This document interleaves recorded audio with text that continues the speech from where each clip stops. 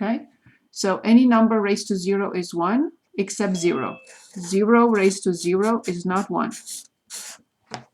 Good. Moving on.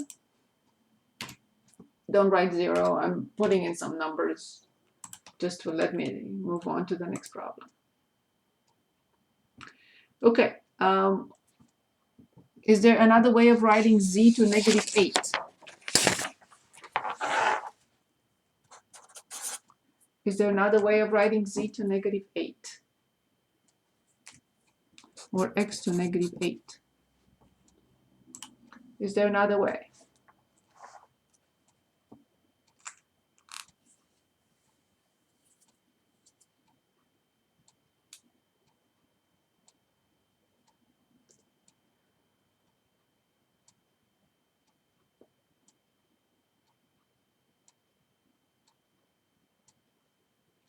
Is there a special product, I shouldn't say special. Is there an exponential rule for x to negative 8?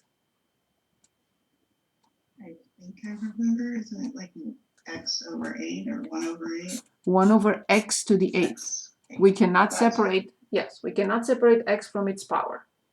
But it's just a different representation of a fraction. There is nothing else to it. So if I'm given a base raised to a negative exponent, it's a different way of writing this fraction. That's it. It's not an operation, it's nothing. It's just a way of rewriting that fraction.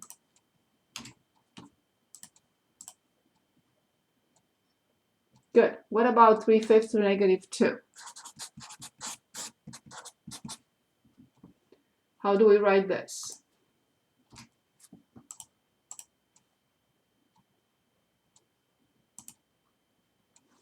How do we write 3/5 to negative 2?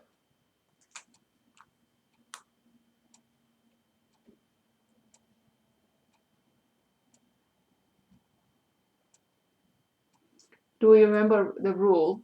It's the same idea, but this is easier because we flip the fraction and change the power to positive.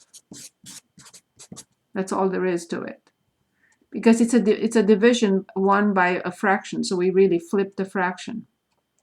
And then 5 squared is 25, and 3 squared is 9.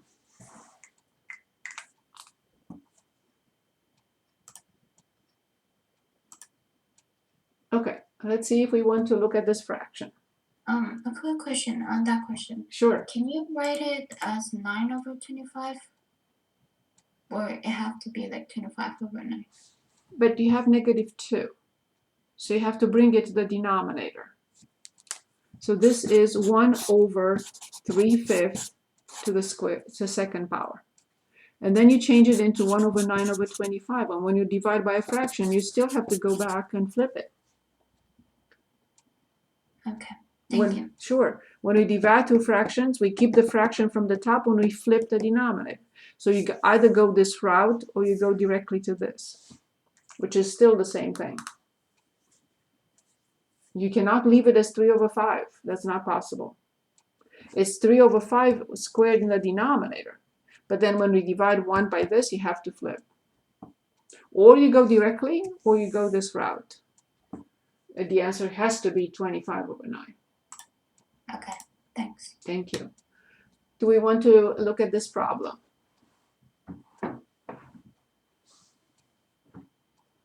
Yes, please. Sure. So let's write 18 x to the third times x to the seventh, everything over 21 times x to negative 5 times x to the sixth, and then plus negative 7x to negative 1 times 6x to the sixth, everything over x to negative 2 squared. As I said, this is a little bit of an overkill, but that's okay. So let's work on it.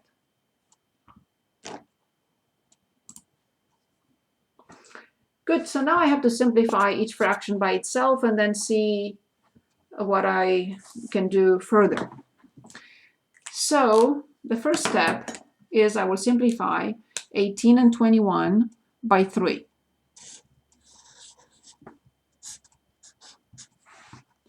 So that's my first step.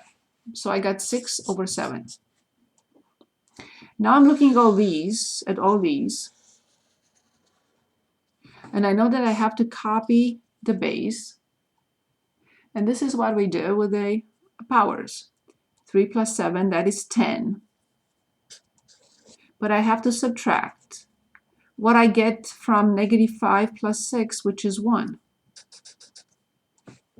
So the numerator will be x to the 10th. The denominator will be x to the first power. Copy the base, add the exponents. So 10 and 1 I have to subtract.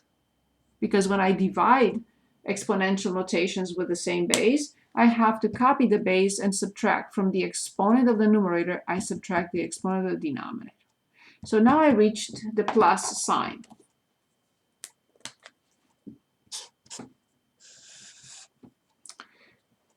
Like we just discussed here, when I see a negative exponent, I write a fraction. So negative 7x to -1 is 1 over negative 7x, because it's power -1. As if I had here x to -1 is 1 over x. Negative 7x to -1 is 1 over negative 7x. Multiplied by 6, x to the 6th. And here I copy the base. Can anyone refresh our memory? What do we do with the exponents?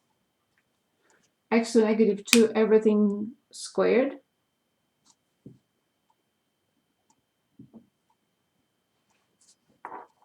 We copy the base, and what happens to the exponents?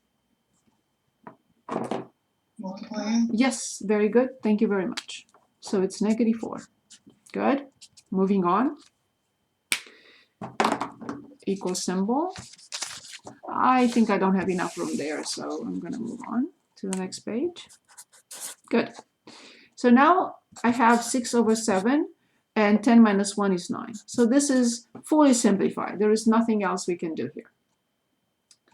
Okay, I'm still going to write plus. Now, 6 times 1 over -7, this is -6 over 7.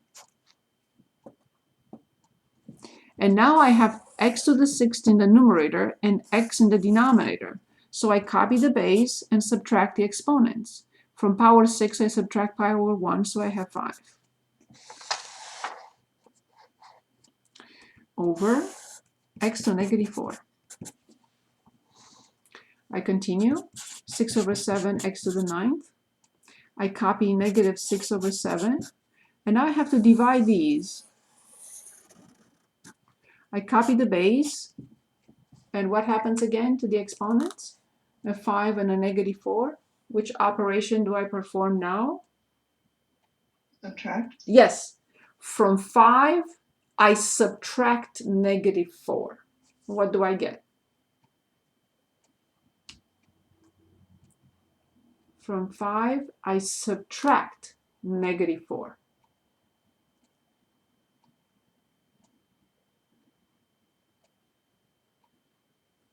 Nine. Yes. Oh, look at this. Wonderful.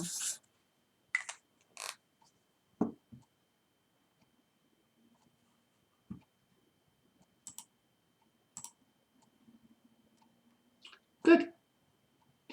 Do we need to work on this one?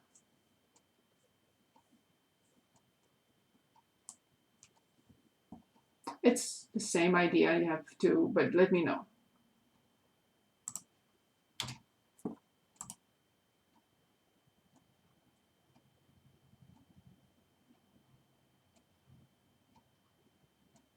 Yes, no, maybe.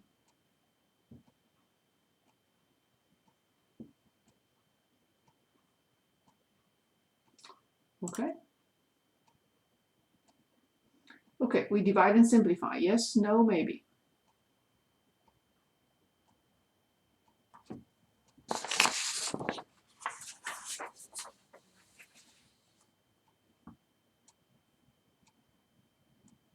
We know how to work on this one?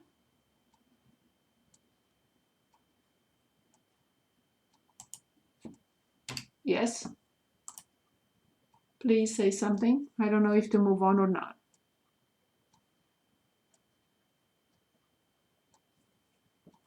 Okay. Same problem? Yes, no, maybe.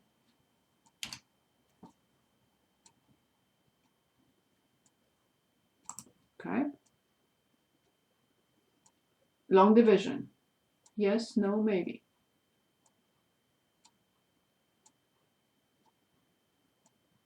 Yes, we're gonna Very good. Yes, excellent. So we have 16x squared plus 6 over 1 plus 4x. Good. So every time I'm asked to use the long division, I have two preps in mind. Mandatory, two preps. Prep number one or question number one, both have to be in descending order. This is okay, but this isn't. So I will rearrange the denominator. It's a must. Both terms, sorry, strike that. Both polynomials, the polynomial at the top and the polynomial at the denominator have to be in descending order. The second prep is, or a question if you want, is there a missing term at the top? Yes, there is a missing term at the top because the degree is 2 and the term with degree 1 is missing.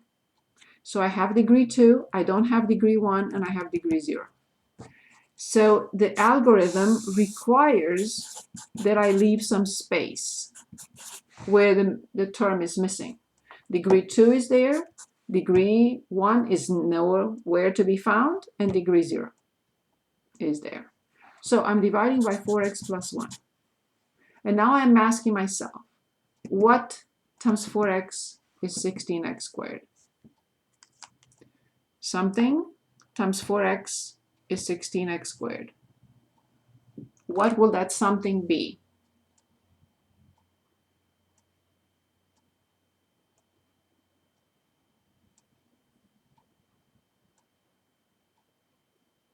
What quantity times 4x is 16x squared?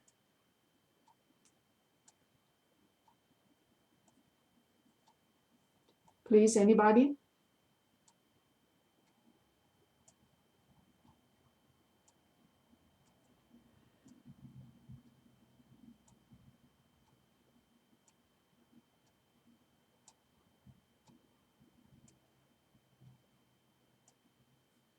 Which quantity times 4x is 16x squared? So 4x times something is 16x squared. Times what? 4x. Indeed. Thank you. I go back and distribute to both terms.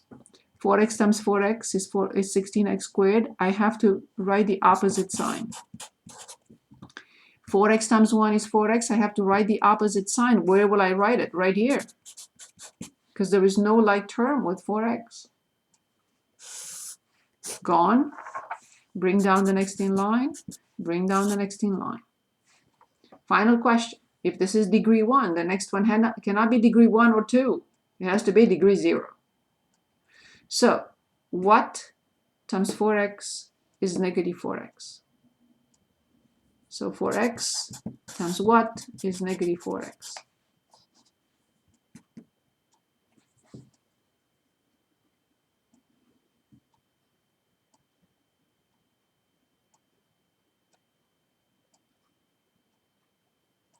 Four x times what quantity is negative 4x?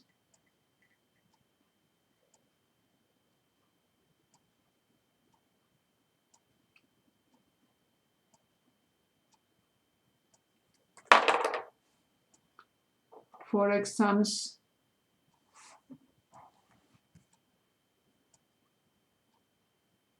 which quantity multiplies 4x to get negative 4x? Negative 1. Negative 1. Negative 1 times 4x is negative 4x. Opposite sign, always.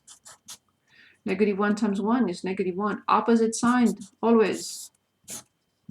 Box in, because you cannot continue. 4x times what is 7? There is no answer. So this is the quotient. 4x minus 1 plus the remainder over the divisor. Please do not omit the plus. If the remainder is negative, then you will have minus. Any questions here? Anybody? Any questions?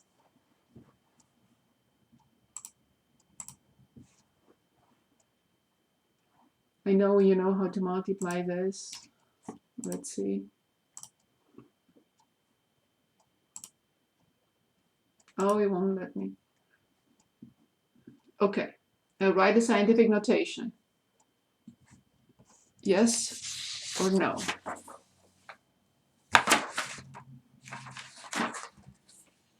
Are we okay with the scientific notation?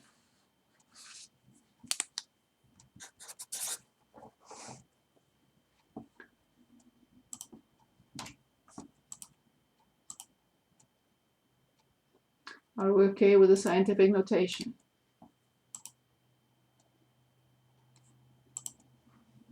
Okay. Scientific notation again. Okay.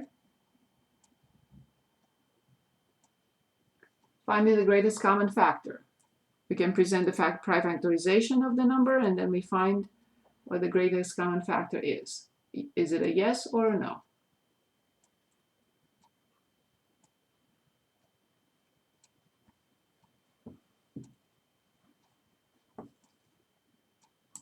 Yes, no, please say something.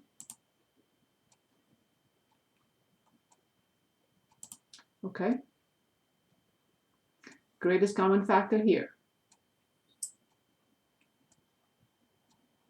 Yes, no.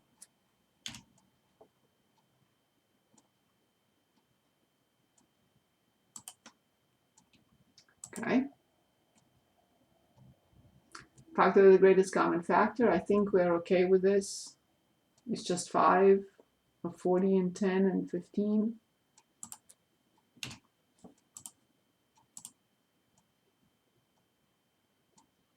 Factor the expression by grouping. I think we practiced enough today, but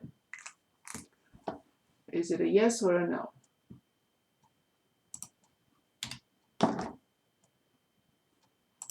Okay. Okay, factor completely. We just have to factor out 250 with a minus. Okay, I think we're okay with this.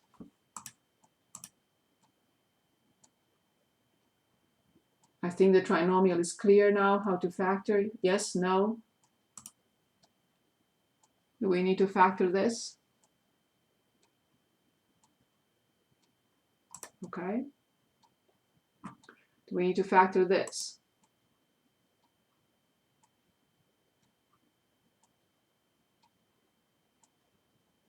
Okay. What about this?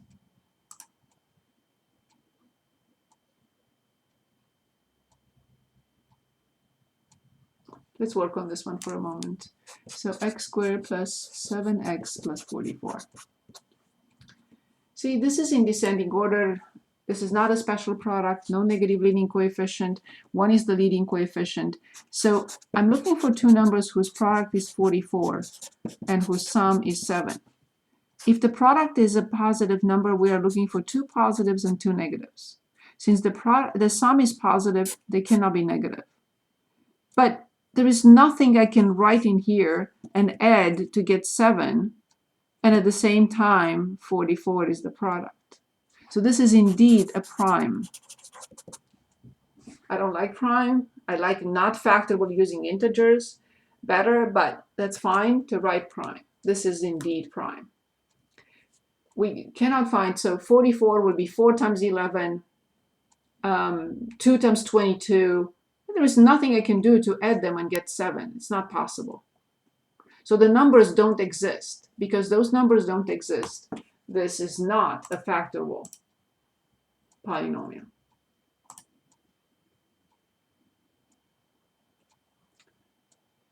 See if we want to look at this. Of course, it's not prime. I'm just trying to move on.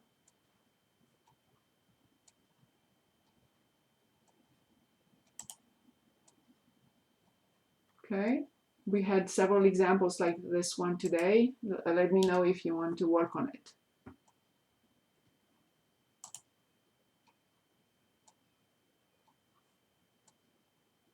It's the same procedure, negative 70 plus 33. The sum is 33. The product is negative 70. We have to replace the middle term. It's the longest procedure of all. The same thing here. We have to rearrange it and then the same long procedure. Let's see what else. Something that we didn't do. We did this, the same thing, same procedure. Please work on this in preparation over the weekend, not the last minute before you're going to take the test. So work on this. And then I will remove it so it doesn't change your final letter grade. Okay, so this is degree 4. Do we want to work on this to factor it completely, yes or no?